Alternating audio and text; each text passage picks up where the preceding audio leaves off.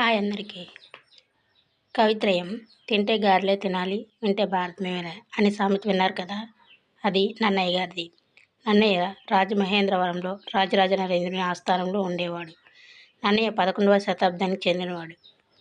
ఆ రాజు కోరికపై సంస్కృతంలో ఉన్న భారతాన్ని నన్నయ్య తెలుగులోకి రాశాడు. ఈయన ఆది, సబపర్వాలు, అరణ్యంలో కొంత భాగాన్ని రాశారు. నన్నయ్యను ఆదికవి అంటారు. ఈయనకు వాగశాసనుడు అనే బిరుదు కూడా ఉంది. ఇది నన్నయ్యది. తర్వాత తిక్కన నెల్లూరు పాలించిన మన్మసిద్ధి మంత్రిగా ఉండేవాడు. ఈయన 13వ శతాబ్దానికి చెందినవాడు.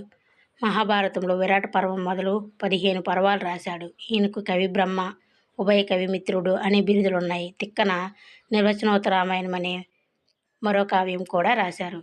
తర్వాత ఎర్రన అద్దంకిని పాలించిన ప్రోలయ వేమన రెడ్డి ఆస్థానంలో ఉండేవాడు.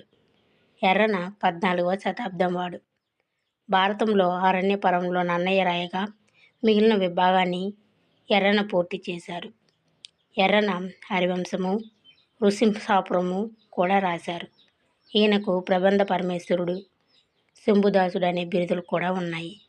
ఎగ్జాంపుల్కి ఏంటంటే తిక్కన ఎవరి ఆస్థానంలో ఉండేవాడు, అలాంటి క్వశ్చన్స్, ఎన్నవ శతాబ్దానికి చెందినవాడు అనేసి అలాంటి క్వశ్చన్స్, ఎర్రన ఎవరు ఆస్థాన కవి వారు, ఎన్నవ శతాబ్దం వారు అనేటువంటి క్వశ్చన్స్ ఇవ్వడం అనేది జరుగుతుందన్నమాట.